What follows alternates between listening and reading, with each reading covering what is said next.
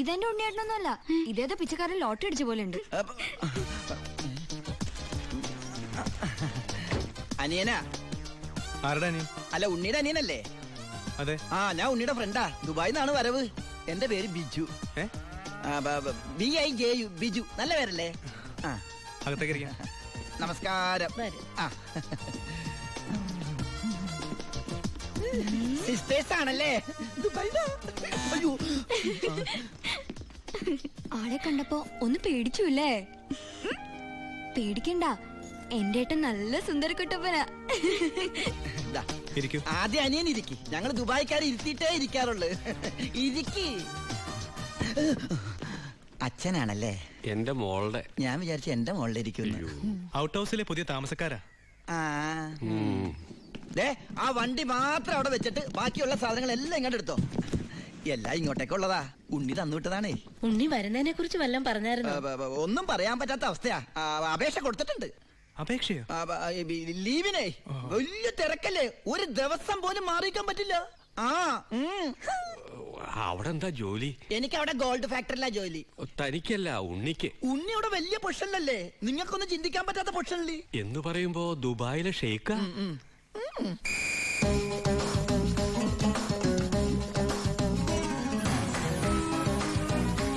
അസ്സലാമലൈക്കും. ഏയ്, നല്ല പവറുള്ള ജോലിയാ. ഉണ്ണി ഗവൺമെന്റിന്റെ ഗസ്റ്റ് അല്ലേ? Free quarters, free food, free dress. ഒരു വലിയ കൊട്ടാരത്തിലല്ലേ താമസിക്കുന്നത്? ഗവൺമെന്റിന്റെ വലിയ കൊട്ടാരത്തില്.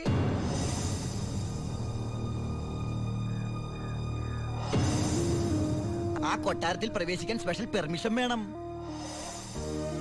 സദാസമയം പോലീസ് പ്രൊട്ടക്ഷൻ. ഉറങ്ങുമ്പോ പോലും പോലീസ് കാവൽ. ക്ഷവരം ചെയ്യാൻ പോലും സർക്കാരിന്റെ ബാല്യക്കാരാ.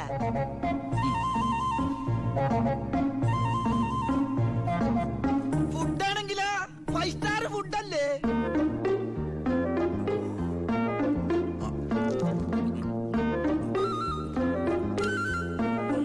ചിക്കൻ വേണോ, മട്ടൻ വേണോ, ഡക്ക് വേണോ?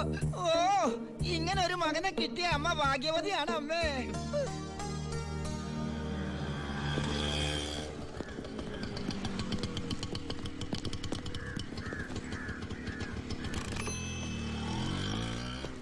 ഒരാള് കേറാനുണ്ടേ. കർത്താവേ, ഒരിക്കലും പുറത്തേക്ക് പോകാൻ ഇടവരുത്തല്ലേ. നമസ്കാരം. ഇവിടെ ഒപ്പിട്.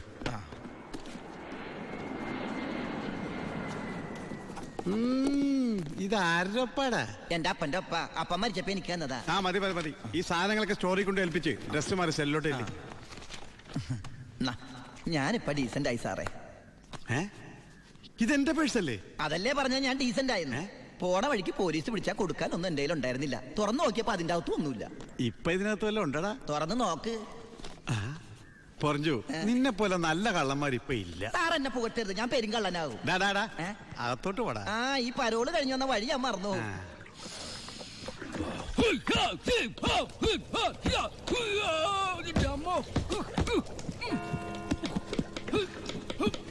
ചപ്പാത്തി സ്പെഷ്യലിസ്റ്റ് എത്തിയല്ലോ.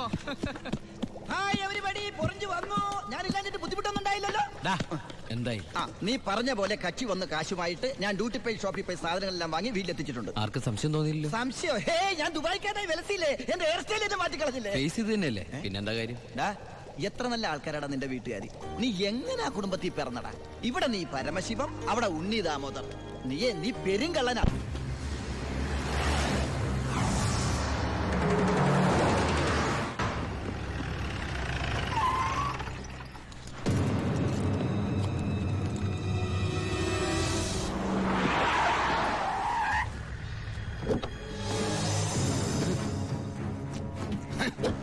നീ വിഷമിക്കണ്ട മോനെ. വിഷമദ്യം കഴിച്ച് 3-4 തട്ടിപ്പോയത് കൊണ്ടാണല്ലോ നിനക്കിപ്പോ എന്റെ അകത്ത് കിടക്കേണ്ടി വന്നത്. അല്ലെങ്കിൽ നിന്റെ അപ്പൻ നിന്നെ പുല്ലുപോലെ പുറത്തിറക്കി കൊണ്ടുവന്നേ. നിനക്കിവിടെ യാതൊരു ബുദ്ധിമുട്ടും ഉണ്ടാകില്ല. അതിനുള്ള ഏർപ്പാടൊക്കെ ഞാൻ ചെയ്തിട്ടുണ്ട്. നമ്മൾ ഇത് എത്ര ജയില് കണ്ടിരിക്കുന്നടാ. അപ്പഴേ സാറേ, സൂപ്രണ്ട് സാറിനോടൊന്ന് പറഞ്ഞേക്കണം, അവൻ ജിന്നാടമർക്കിയുടെ മോനാണെന്ന്. ആടാ മോനെ, കുറച്ച് ദിവസം കഴിയുമ്പോ നിന്നെ ഞാൻ ഹോസ്പിറ്റലിലോട്ട് മാറ്റിച്ചോളാം.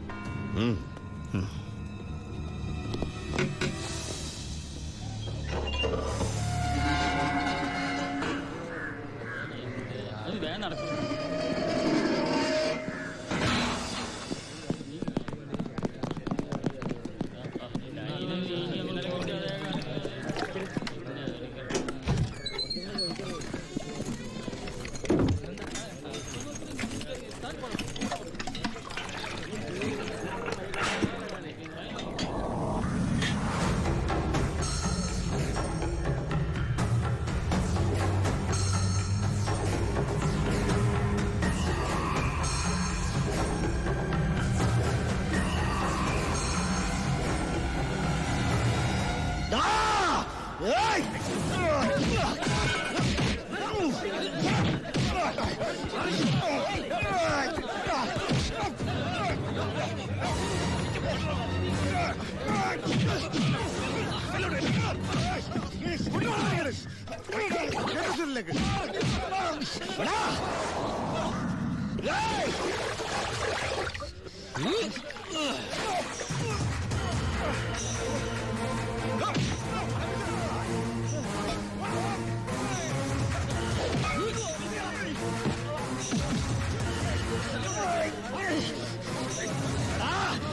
ജയിലിന്റെ ഉള്ളിൽ നിന്ന് ജീവനോടെ പുറത്തു പോകില്ല.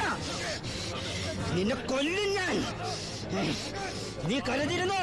നിന്നെ വിടില്ല, നിന്നെ വിടില്ല.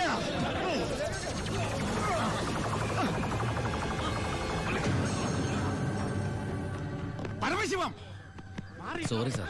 എന്റെ മുമ്പിൽ വെച്ചാണ് അഭ്യാസം. പരോളിന് അപേക്ഷ കൊടുത്തിട്ട് എന്താണ് അവനോട്ട് ഇടപാട്?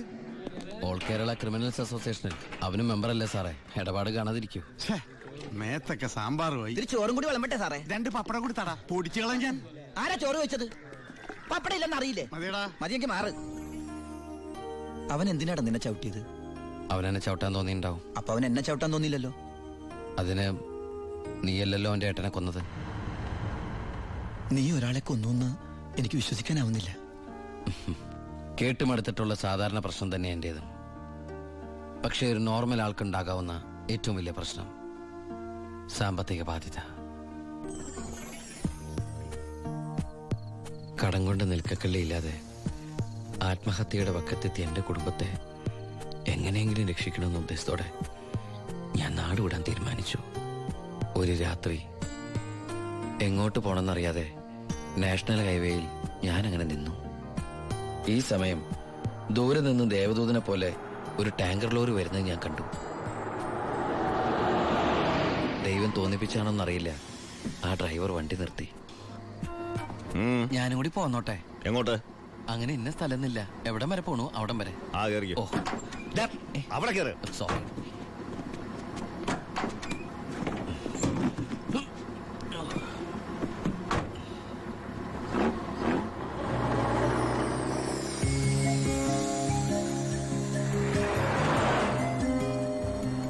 എങ്ങോട്ടാ? പോലീസ് പിടിച്ചില്ലെങ്കിൽ എത്തേണ്ടടുത്തെത്തും. പോലീസോ? അതെന്താ എന്റെ വണ്ടിയില്? സ്പിരിറ്റ്. സ്പിരിറ്റോ?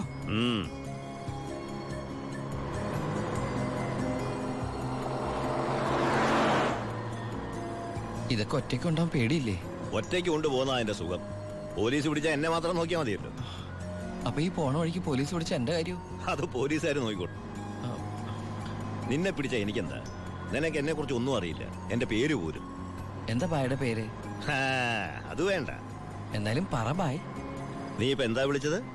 ബായ്. ഭായ്, അത് തന്നെ വിളിച്ചാ മതി.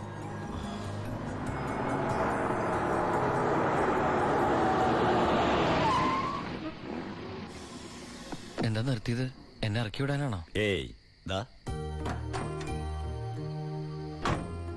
പുണ്യാളന് നേർച്ചയിട്ട പാതി അങ്ങേര് നോക്കിക്കോളൂ. പോവോ?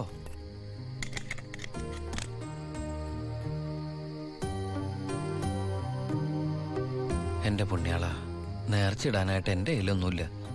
എന്നെ മുഴുവനായിട്ട് കാത്തോളണേ.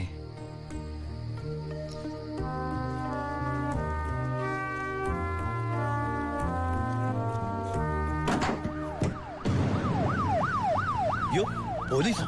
അയ്യോ,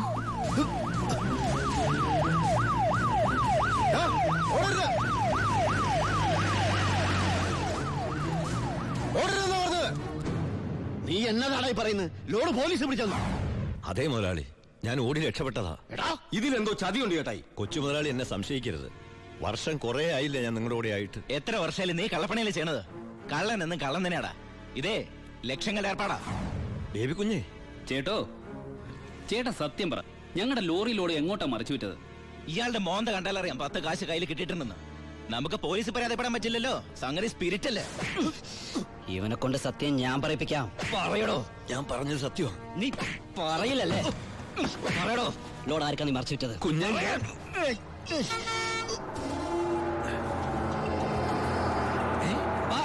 അപ്പൊ ലോറി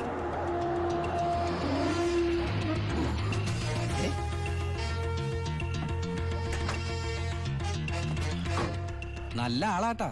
പോലീസിനെ കണ്ടപ്പോ ബായി എന്തൊരു ഓട്ടോ ഓടിയത്. ഞാനാണെങ്കി പേടിച്ചും പോയി. പിന്നെ RC ബുക്കിൽ അഡ്രസ് തപ്പി ഒരു കണക്കിന് വണ്ടി ഇവിടെ എത്തിച്ച്. എനിക്കാണെങ്കി കാറൊക്കെ ഓടിച്ചുള്ള ചെറിയ പരിചയമുള്ളേ. എന്തൊരു പാടാ ഈ പണ്ടാറ് ഓടിക്കാനായിട്ട്. എന്റെ പുണ്യാളം കൊണ്ടുവന്നാ ഇവനെ. ഇത്രയും കാലം ജീവൻ പണയം വെച്ച് കൂടെ നിന്നിട്ടും നിങ്ങൾക്ക് ആർക്കും എന്നെ മനസ്സിലായില്ല. ചെയ്യുന്നത് കള്ളപ്പണിയാണെങ്കിലും അതൊരു സത്യമുണ്ടെന്ന് വിശ്വസിക്കുന്നവനാ ഞാൻ. ഇനി ഞാൻ നിങ്ങളുടെ കൂടെ ശരിയാവില്ല. ഞാൻ ഒന്ന് പറഞ്ഞോട്ടെ, എന്നെ കൊണ്ട് കുറെ ഉണ്ടാക്കിയില്ലേ, ഇനി ഒറ്റയ്ക്ക് കൂടെ ഉണ്ടാക്കിയാ മതി. എടാ ചാടിച്ച അപ്പാ, ഇയാള് പോണേ പോട്ടപ്പാ. ഇയാളെ ചത്ത നമ്മള് ബിസിനസ് ചെയ്യില്ലേ?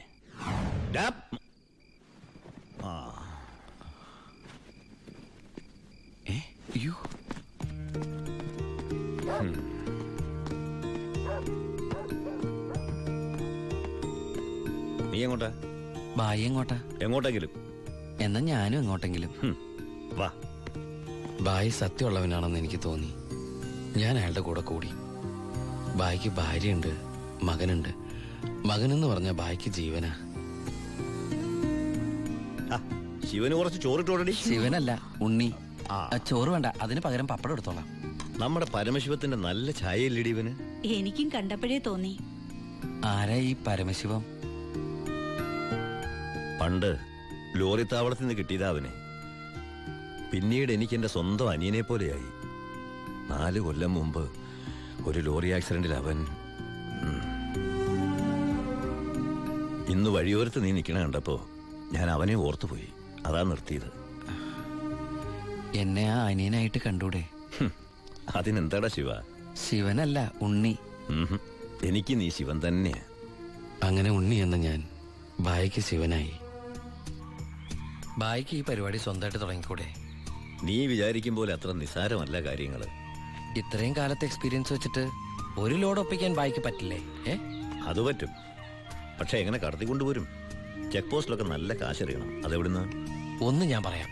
സാധനം കിട്ടിയ കാശ് മുടക്കില്ലാതെ ചെക്ക് പോസ്റ്റ് എടുത്തുന്ന കാര്യം ഞാൻ ഏറ്റു. അതിനുള്ള ചില നുണുക്ക് വിദ്യകളൊക്കെ എന്റെ ഉണ്ട് ബായി. ആ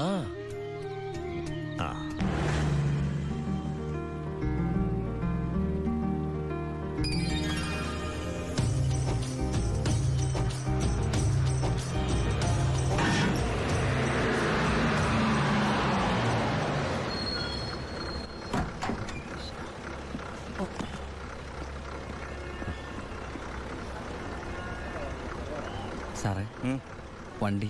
എന്താണ് വണ്ടിയില്? ഐസാണ് സാറേ. കുറുപ്പേ, കയറി പരിശോധിക്ക്. സാർ,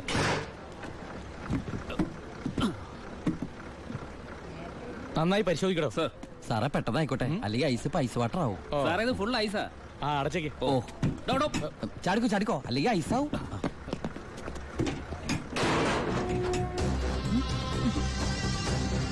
വിട്ടോ വിട്ടോ, വിട്ടോ.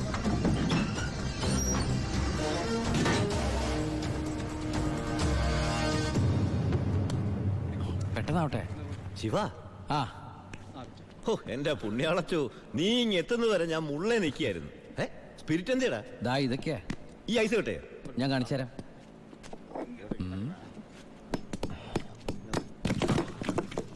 ദാ ഒറിജിനൽ സ്പിരിറ്റ്. എന്റെ അമ്മച്ചി, ഒടുക്കത്തെ ബുദ്ധി തന്നെ. അല്ലടാ, ഐസിന്റെ ഉള്ളി വെച്ചിട്ട് സ്പിരിറ്റ് എന്താ ഐസ് ആവാത്തേ?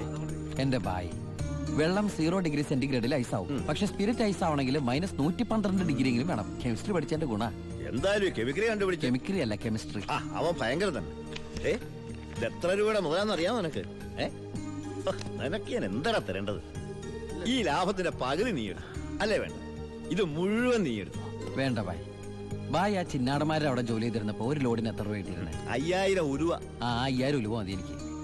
അല്ലെ പിന്നെ ഞാനും ബായ് തമ്മിൽ എന്താ വ്യത്യാസം? അങ്ങനെ നീ പല അടവുകൾ ഉപയോഗിച്ച് വാളയാർ ചെക്ക് പോസ്റ്റ് വഴി പലതവണ ഞാൻ സ്പിരിറ്റ് കടത്തി. ഒരു നാൾ പിടിക്കപ്പെട്ടു. ചെക്ക് പോസ്റ്റുകളിൽ ഞാൻ പണം വാരിയെറിഞ്ഞു. ഉദ്യോഗസ്ഥന്മാരിൽ ഭൂരിഭാഗവും എന്റെ സ്വാധീന വലയത്തിലായി.